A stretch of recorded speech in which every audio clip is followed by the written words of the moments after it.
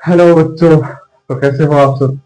तो यार हमने पिछली वीडियो में ये पढ़ा था कि परमाणु क्या होता है, एटम क्या होता है। क्या होता है atom? Atom the smallest unit of any substance. किसी भी पदार्थ की सबसे छोटी यूनिट को क्या कहेंगे हम? एटम कहेंगे।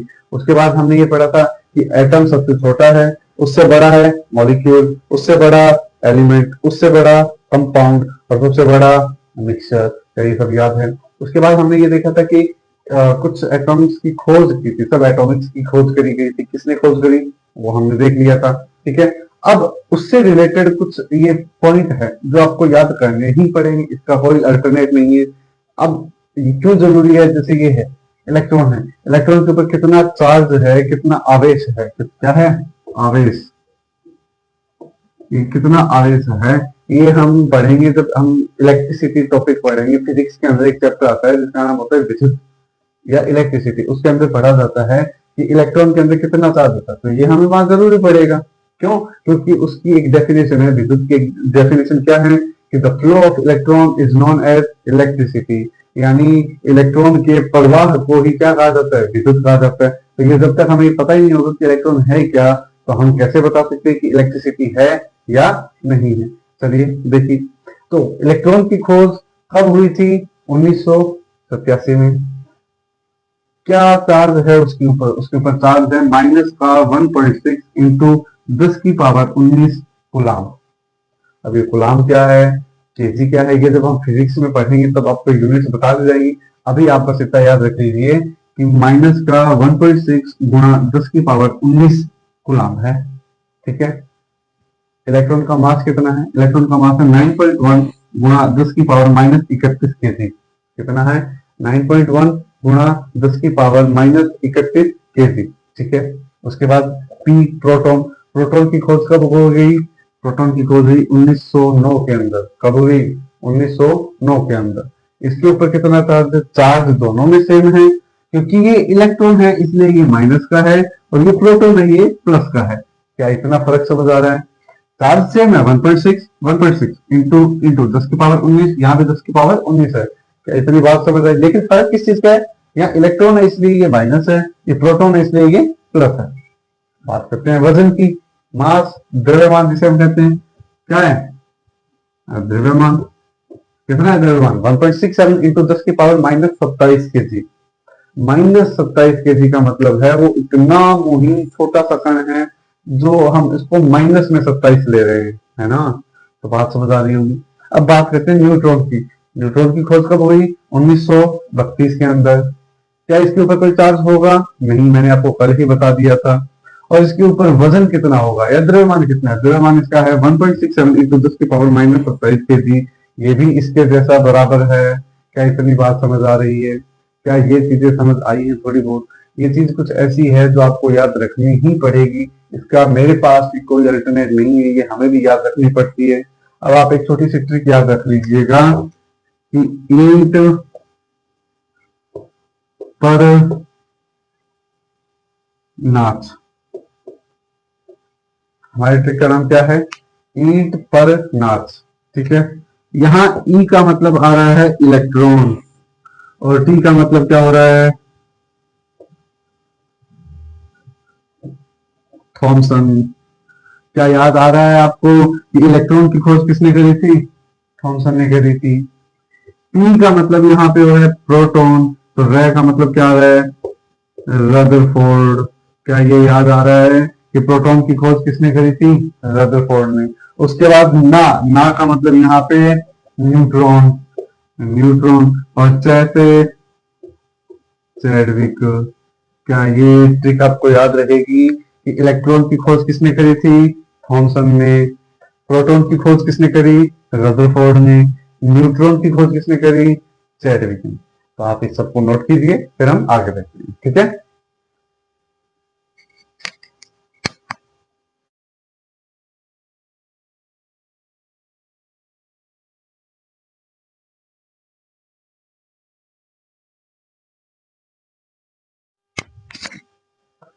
तो अब आगे देखिए। मैं उम्मीद करता हूँ आप सबने वो चीज लिखनी थी। अब देखिए, अब हमें पढ़ना है डाल्टन की एटॉमिक थ्योरी या डाल्टन का परमाणु मॉडल। अब डाल्टन एक साइंटिस्ट था, उसने कुछ बातें कही थी जो बातें हमें पता होनी जरूरी है। ये प्रश्न सीधे सीधे आते हैं कि मान लीजिए ये पहली लाइन लिख दी जाएगी और पूछा जाएगा कि ये बात किसने कही थी, है ना। तो हमें वो चीजों का ध्यान रखना है। देखिए पहली लाइन है, atom is the smallest particle which can not be divided further. यानी ये जो परमाणु है ये वो सबसे छोटा हिस्सा है जिसको आप और ज्यादा तोड़ नहीं सकते। मान लीजिए मेरे पास ये मार्कर है, या ये कैप है, या ये माइक है, या मेरे पास ये बोर्ड दिख रहा है। तो ये जितनी भी चीजें हैं ये सब क्या है, इसका एक बड़ा रूप है। ये इस कपड़े का ये बड़ा रूप है, इस कपड़े का ये बड़ा रूप है, इस लकड़ी का ये बड़ा रूप है।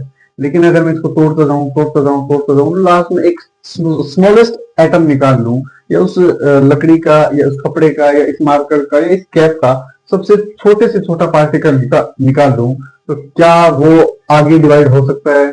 नहीं हो सकता। क्या यही बात इसमें लिखी गई है कि atom is the smallest particle, बहुत छोटा पार्टिकल है, smallest particle which can not be divided, जो आगे डिवाइड नहीं हो सकता। क्या इतनी लाइन समझ आ गई सबको कि परमाणु पदार्थ का सबसे छोटा भाग है जिसे और तोड़ा नहीं जा सकता। ठीक है, क्या पहली लाइन समझ आई? अब बात करते हैं दूसरी line. All atom of a material, ठीक है, all atom of a material will be same shape and mass. कि मान लीजिए ये मेरे पास एक मार्कर है, इसके कोई भी कण उठा लूं मैं, इसका मान लो इस साइड का कण उठाया या इस साइड का कण उठाया या बीच का कण उठाया, तो क्या पूरे पार्टिकल्स के सेम होंगे या नहीं होंगे? उसका साइज, शेप और उसका मास दोनों बराबर होंगे या नहीं होंगे? जैसे मान लीजिए कि मैं हूं, ठीक है, अगर मैं अपना वजन तोलने लगूं तो मान ली एक इस वेट के ऊपर तुला और एक इस वेट के ऊपर तुला, तो इस पे भी सेम ही वेट आएगा और इस पे भी सेम ही वेट आएगा। क्यों सेम आएगा? क्योंकि मैं ही हूं तेरा। अगर मैं इस कण की बात करूं तो क्या ये जो कण होगा इसका साइज, शेप और मास क्या दोनों का सेम होगा या नहीं होगा? होगा। यही यहाँ बात कही गई है कि एक ही पदार्थ के विभिन्न परमाणुओं का आकार व द्रव्यमान समान होगा। लेकिन अगली लाइन देखिए, एटम ऑफ डिफरेंट मटेरियल, यानी अलग दूसरा मटेरियल। अब मान लीजिए इस दोनों वजन पर एक बार मैं तुला हूं, एक बार मेरा कोई दोस्त तुला है, जैसे आप तुल रहे हो, तो क्या हम दोनों का वजन अलग आएगा या नहीं आएगा? क्या हमारे वजन में फर्क होगा या नहीं होगा? वही चीज यहाँ पे है कि atom of different material have different shape and size, है ना। जो अलग अलग मटेरियल होंगे उनका शेप और साइज अलग अलग होगा। ठीक है, विभिन्न पदार्थों के परमाणुओं का आकार व द्रव्यमान अलग अलग होता है। ठीक है, क्या ये तीन लाइन समझ आ गई? अब लास्ट है, any atom can take part in chemical reaction. कोई भी एटम या परमाणु है, कोई भी परमाणु केमिकल रिएक्शन यानी रासायनिक अभिक्रिया में भाग ले सकते हैं।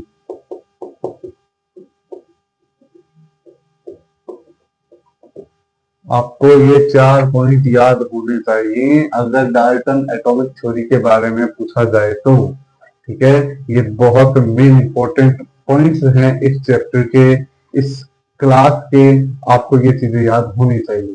अगर आपको याद होती है तो आप कमेंट में लिख के भेज दीजिए, ताकि मेरे को भी ये रहे कि यार कुछ तो बच्चे हैं जो यहाँ तक पहुंचे हैं, ये देख रहे हैं। ठीक है, चलिए आप लोग ये देखिए, फिर हम आगे देखिए। ठीक है,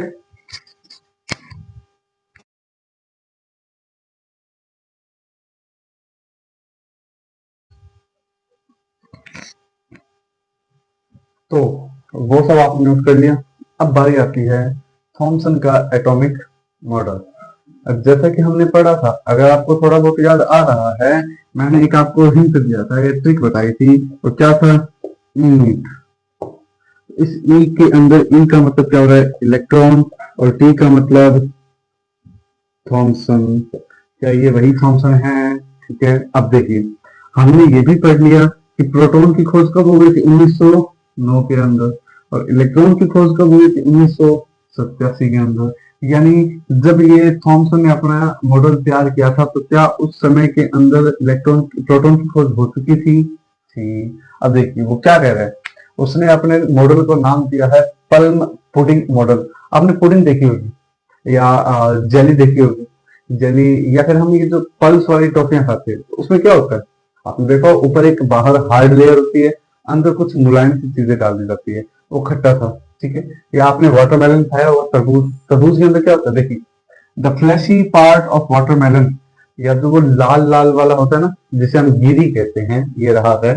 the fleshy part of watermelon must be proton, proton की खोज पहले ही हो चुकी थी, बात आएगी इलेक्ट्रॉन की, तो वो कौन कर रहा है, थॉमसन कर रहा है, कब, 1987 के अंदर, यानी प्रोटॉन पहले से खोजा जा चुका था। यानी fleshy part of watermelon must be proton and seeds of this melon shows electron. ये मान लीजिए हमारा क्या है, वाटरमेलन है, इसके अंदर ये जो रेड रेड पार्ट है ये सब क्या है, ये सब है आपका प्रोटॉन, लेकिन उसके अंदर ये जो काले काले बीज डले हुए होते हैं, इन बीज को क्या नाम दिया गया, इलेक्ट्रॉन नाम दिया गया। तो ये था थॉमसन मॉडल। क्या ये चीज समझ आ गई? अगर पूछा जाए, क्वेश्चन आएगा कि what is plum pudding model, तो आपको क्या बताना है, ये किसका मॉडल है, थॉमसन का। या क्वेश्चन आएगा व्हाट इज वाटरमेलन मॉडल, कि ये जो तरबूज का मॉडल है ये किसने दिया था, तो आंसर होना चाहिए थॉमसन ने।